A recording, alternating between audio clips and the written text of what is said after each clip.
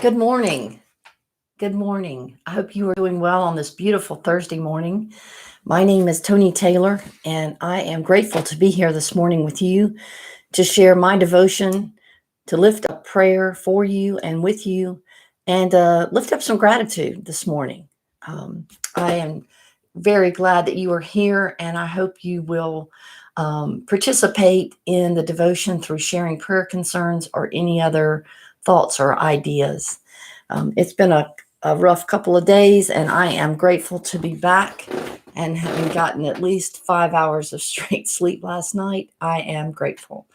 Good morning, Allison. I'm so glad you're here and praying for you. Yesterday was a wipeout for me. Good morning, Loney. I'm glad to see you are here and praying for you. The night of surgery, I missed two coaching client calls. I missed a webinar and a seminar I paid for. I just missed it all.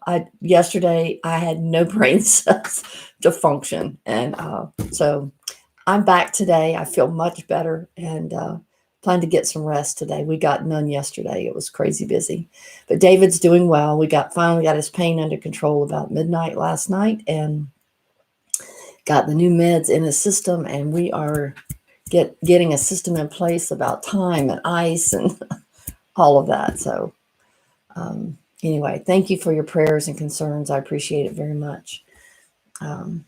Lorraine Miller Tuck was not kidding when she said it was going to be 24/7. 24/7. Good morning, Linda Newman. I'm so glad you're here and praying for you. Good morning, Alan and Jean Wilkie. So glad you're here and praying for you. We got much better rest last night, at least 5 hours straight. So that was good. Much different than the night before. But today is May 20th. I missed a couple days. In 1970, and I'm reading from the Book of Common Prayer, a liturgy for ordinary radicals this morning. In 1976, Indonesia annexed East Timor after the sudden withdrawal of the Portuguese. It is estimated that 200,000 Timorese died under the brutal and violent Indonesian rule. After years of violence between separatist guerrillas and pro-Indonesian parliamentary forces, East Timor gained its independence on May 20th, 2002. Today, East Timor is one of the world's poorest countries. O Lord, let my soul rise up to meet you as the day rises to meet the sun. Glory to the Father, and to the Son, and to the Holy Spirit, as it was in the beginning, is now, and will be forever. Amen. Find us in your love, Lord, and lead us in your path. Find us in your love, O Lord, and lead us in your path.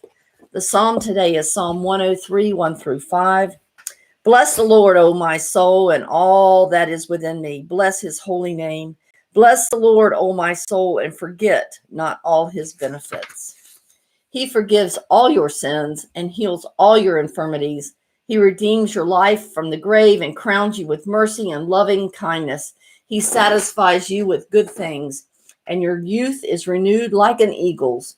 Find us in your love, O Lord, and lead us in your path. Find us in your love, O Lord, and lead us in your path. Today, the Old Testament reading is Numbers 22, 21 through 38, but I'm going to back up just a tiny bit so that it makes some sense this morning since we missed yesterday. I'm going to start with verse 9. Good morning, Jackie Chaka. I am so glad you're here and praying for you. Good morning, Janice Kelsey. I'm so glad to see you, praying for you. Good morning, Kathy. I'm so glad you're here and praying for you. Good to see you.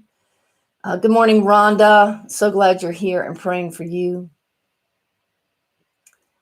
It's a very positive psalm. Numbers today. God came to Balaam and asked, "Who are these men with you?" Balaam said to God, "Balak, son of Zippor, king of Moab, sent me this message. A people that has come out of Egypt covers the face of the land. Now come and put a curse on them. Perhaps then I will be able to fight them and drive them away." But God said to Balaam, "Do not go with them. You must not put a curse on these people because they are blessed." The next morning, Balaam got up and said to Balak's officials, "Go back to your own country, for the Lord has refused to let me go to go with you." So the Moabite officials returned to Balak and said, "Balaam refused to come with us." And then Balak sent their other officials, more numerous and even more distinguished than the first, and they came to Balaam and said, "This is what Balak, son of Zippor, says. Do not let anything keep you from coming to me, because I will reward you handsomely and do whatever you say. Come and put a curse on these people for me." But Balaam answered them, "Even if Balak gave me all the silver and gold in his palace, I could not do anything, great or small, to go beyond the command of the Lord my God. Now, spend the night here so I can find out what else the Lord will tell me." That night, God came to Balaam and said, "Since these men have come to summon you, go with them, but only do what I tell you." So Balaam got up in the morning and saddled his donkey and went with the Moabite officials. But God was very angry when he went, and the angel of the Lord stood in the road to oppose him.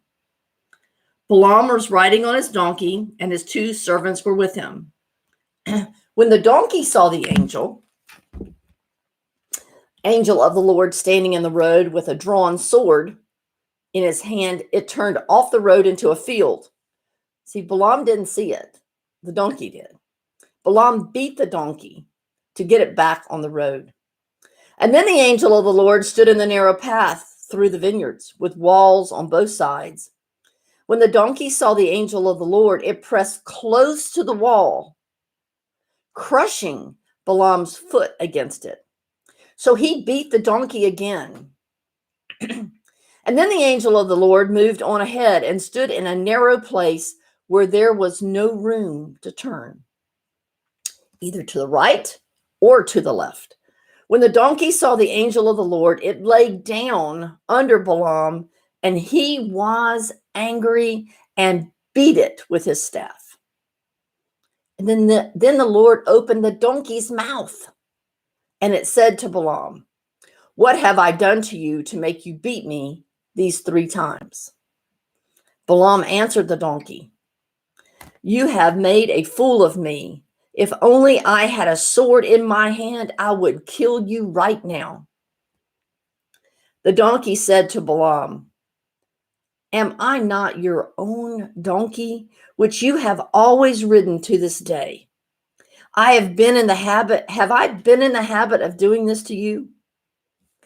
"No," Balaam said.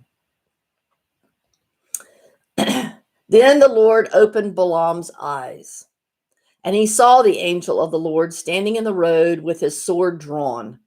So he bowed low and fell face down. The angel of the Lord asked him, "Why have you beaten your donkey these 3 times?" "I have come here to oppose you because your path is a reckless one before me. The donkey saw me and turned away from me these 3 times. If it hadn't turned away, I would certainly have killed you by now, but I would have spared it." Balaam said to the angel of the Lord, "I have sinned. I did not realize you were standing in the road to oppose me.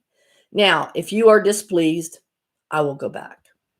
The angel of the Lord said to Balaam, "Go with the men, but speak only what I tell you." So Balaam went with Balak's officials.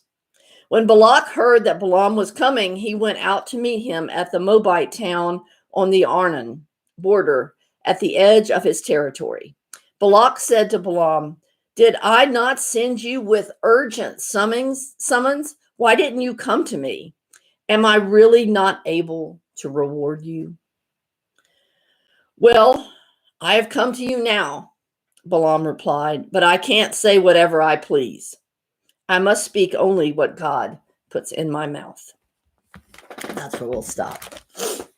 Donkeys were highly dependable animals, and they really were very obedient about doing what their master wanted. So this was not characteristic of the donkey. Well, neither is talking, but that was God talking.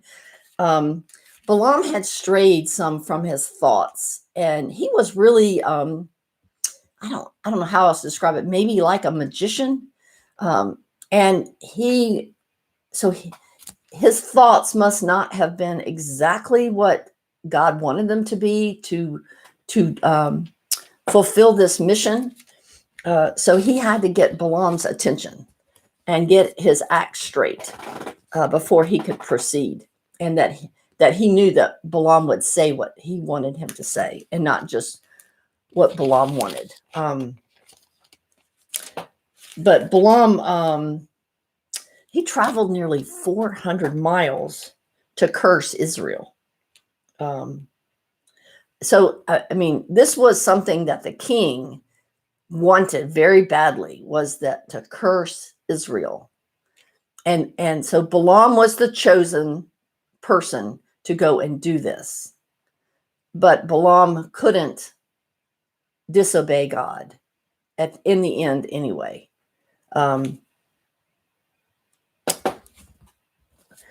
And he was called out for beating the donkey.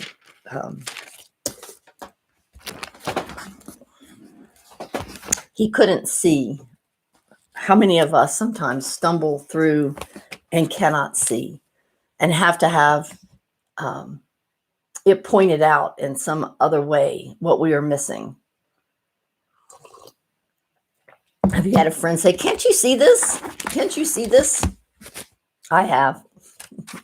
Can't you see this? You're missing this. You're missing this. And this ties us nicely into Luke today. And Luke is 8:40 through 56. And this is a familiar story, I'm sure, but I want you to think about how this ties into the Numbers story. Now, when Jesus returned, a crowd welcomed him, for they were all expecting him. And then a man named Jairus, a synagogue leader, came and fell at Jesus' feet, pleading with him to come to his house, because his only daughter, a girl of about 12, was dying.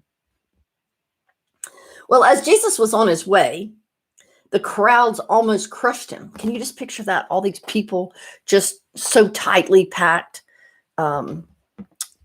around Jesus. And a woman was there who had been subject to bleeding for 12 years, but no one could heal her. Well, she came up behind him and touched the edge of his cloak, and immediately her bleeding stopped.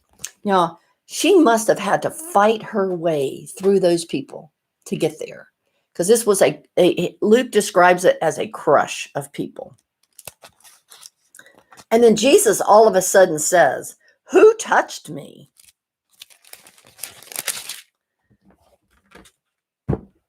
When they all denied it, Peter said, "Master, the people are crowding and pressing against you." So they were trying to kind of say, well, it wasn't any of us. And because all these people are crushing, it could have been anybody. But Jesus said this, "Someone touched me. I know that power has gone from me." Jesus knew it. And then the woman, seeing that she could not go unnoticed, came trembling and fell at his feet. In the presence of all the people, she told why she had touched him and how she had been instantly healed. And then he said to her, "Daughter, your faith has healed you. Go in peace." Daughter, he called her. Not sister, daughter. Daughter, he called her. And in that time, any woman who was bleeding like that whether it was from an illness or from the monthly bleeding, they were like, you weren't to touch them. They were unclean. You weren't to talk to them, deal with. And here, Jesus is acknowledging this woman and that she was healed and that she had touched him, and did not shy away from it, but held her up in that way. Your faith has healed you. She persevered. She had grit to get through that crowd, and she acknowledged grace in that she was asking for forgiveness for doing that. And she came up and confessed forgiveness, grace, and grit. Now, while Jesus was speaking, someone came from the house. So, Jairus has come out and his daughter is dying. And then he stops and heals the woman that was bleeding. And while Jesus was still speaking, someone came out of the house of Jairus, the synagogue leader, and says, your daughter's dead. Don't bother the teacher anymore. Your daughter's dead. Hearing this, Jesus said to Jairus, don't be afraid. Just believe, and she will be healed. He was responding just like this woman believed, and she was healed. He's telling this to Jairus. When he arrived at the house of Jairus, he did not let anyone go in with him except Peter, John, and James, and the child's mother and father. Meanwhile, all the people were waiting. No, they were wailing. Can you hear them out there wailing, yelling, mourning for her? They were wailing, crying. And Jesus says, stop wailing. She is not dead, but asleep. Well, then they laughed at him. They laughed at him, knowing that she was dead. Can you just hear them heckling him, not believing? But he took the girl by the hand and said, my child, get up. Her spirit returned, and at once she stood up. And then Jesus told them to give her something to eat. Her parents were astonished, but he ordered them not to tell anyone what had happened. I think Jesus wanted it to stand for itself, the miracle, and not be talking about it. Sometimes things get changed up when you start talking about it. The story changes after the third or fourth person. I don't know why he didn't want them, but maybe he was not ready for that kind of talk going on. And I think, too, he didn't want to just be known for miracles. It was really important about his teaching. So the balance of miracles and teaching was important for Jesus, to not just be known as a miracle worker. But in thinking about, he called the woman daughter, and he called the little girl child. My child, get up. And in thinking about in Numbers this morning, when we read about belief, that Bilal had to believe. He had to believe, really believe in God. And here the belief in Jesus as Lord is in Numbers, in Luke. I'm sorry. So I found that correlation about the belief, and God forgave Bilal beating the donkey and having some kind of impure thoughts about, maybe it was about the money, maybe, I don't know, but God was angry with him, but forgave him. So, and Bilal traveling 400 miles, that shows grit too. So forgiveness, grace, grit, perseverance. And then they had to be grateful. Bilal was grateful that his life was spared. The donkey had to be grateful that he wasn't going to be beat anymore. And in Luke, this woman was so grateful to be healed. And Jairus, his wife, and the daughter, grateful. be in a place where they could be with Jesus and get his healing powers on them. So I just found the grace, the grit, the tenacious grit, determination, perseverance, and gratitude in both of these today. It just lifted right out for me.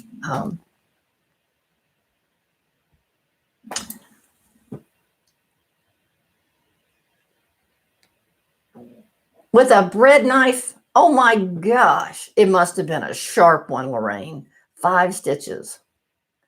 Oh my gosh, Lorraine, Lord, in your mercy, hear our prayers for Lorraine, for healing, for the surgeon's touch on her hand to find anything else that may need to be done, Lord. In your mercy, hear our prayers.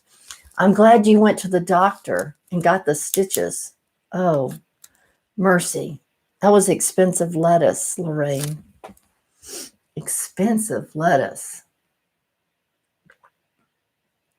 Good morning, Betty. I'm so glad you're here. Praying for you. Praying for you. Yes, we do help each other see. We have to. We can't do this by ourselves. We have to lean on others to share, to support us when we feel like we can't do this anymore. Yeah, that's what we're called to do. So if you think about in this reading today about, I really pulled out grace and grit, and then I try to always end on gratitude, and those are part of being resilient. That you are able to forgive people, forgive yourself too, give grace to yourself, and this woman gave grace to herself, and she asked for forgiveness, and Bilal had to find grace for himself too, for beating the donkey, forgive himself. But we have to give grace to ourselves. I had to give myself grace yesterday that until Kathy called me, that I was sleeping. I missed the devotion completely, and I missed a coaching call at 9. So I had to give myself grace yesterday. In the hospital, it was too crazy, the timing. I couldn't do it, and I had to give myself grace day before yesterday. And that's not easy for me to do. I hold myself accountable, but I had to give myself grace and be grateful that you would understand. I knew you would. I knew my client would understand at 9 o'clock. And the other things I missed, when in the scheme of things, they weren't as important as the other things I needed to do yesterday. Even though I would have liked to have done them, they were not as important. I had to focus on trying to function yesterday, which was hard to do. So when you fall short, and that's not normally how I work, I have to give myself grace, and I have to be grateful that I am able to do that. Because it is not easy. It has not always been easy for me at all. I still struggle with it, just like I imagine you do. But you have to give yourself grace. That's what Jesus teaches us. And we have to give it to others too. Suspending judgment and knowing that others are doing the best they can with what they have at that time. I learned that from Brene Brown. In the judgment of being just so impatient with people or not getting what they're not doing right, is that we don't know what's going on in their lives. So how can we judge? How can we judge? All those people were judging that woman, I'm sure, pushing through the crowd and then finding out what her problem was and that she was unclean. I imagine there was a lot of judgment going on there. Judgment outside while Jesus was in the house with Jairus. They laughed at him, thinking, he can't do that. She's dead. We know she's dead. You can't do that. Judgment. You have no idea what somebody else is going through or what could happen. We have to work hard to suspend that judgment and believe that people are doing the best they can, because we have no idea what they're really going through. And a lot of times we judge on our values and not their values. Things that they value may be very different than what we value. So that is something I have learned, is that you may value something that's really important to you, and I'm sloughing that value because it's not important to me, and you're judging me based on what your values are, which may be different from mine. So I'm not thinking they're important, you know. So sometimes we need to look at our neighbor and see what their value, what their culture's like, and what's important to them, instead of thinking they're the same as we are and how we value and honor and appreciate things. It's very different. The book from Brene Brown, it's right here. I was reading it. I recommended it to a client the other day. This is Rising Strong. She has a bunch of them. Oops, upside down. I forget, the camera's backwards. Rising Strong. And it talks about judgment, and how you have to understand that everybody's coming from things differently than you are. Rising Strong. Of course, there's about 5 or 6 of her books that I have really loved. The Gifts of Imperfection, Dare to Lead. My favorite one of all was Braving the Wilderness. That was my first one I read. But Rising Strong talks about how Brene came to wrestle with trying to be wholehearted and love with wholeheartedness, and her impatience with people. For instance, in line at the bank, there's a story in there about how she couldn't believe the exchange that was going on up there at the front with the teller and a customer. And she just couldn't believe it, how the woman was behaving and how the man was trying to deal with her. And when she got up there, she said, "Man, how'd you do that? I mean, she was just so rude to you." He said, "She's got a lot going on. She's got a son that she suspects is stealing money from her account. And she was upset. And that's the best she could do today with all that she has and what she's worried about." And Brene was like shocked, because she was judging her on totally different way. And then when she got home and talked to her husband, who's a doctor, she said, "Do you really believe that people are doing the best they can with what they have at that time?" And he said, I have to. When mothers come in and they haven't done this with their children, I've got to believe that they were doing the best they could that day with what they had. I do. And so it was a real reckoning for Brene Brown to think about how to suspend that judgment and how to give people the benefit of the doubt that maybe they're trying the best they can that day. And they're falling short according to your standards, but not to theirs. That's just the best they could do that day. And maybe they need to improve, but that's their stuff. It's not about you. It's about them. They've got to do that work. So anyway, that's the lens I came through today, was grace and grit. And of course, I'm going to add gratitude to it. I'm looking for prayers. I want to keep David in our prayers. Lorraine, you're going to be in our prayers. There's a restaurant called Grace and Grit. That's right. Yes, that's where we went. I forgot about that. Maybe that subconsciously came to my mind. That restaurant we went was Grace and Grit. Grit and Grace? Grace and Grit. Yes, I forgot that, Kathy. That was a subliminal thing, I guess.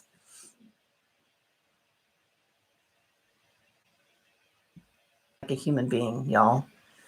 I'm going to try to take a nap today, and I have a hard time doing that. I think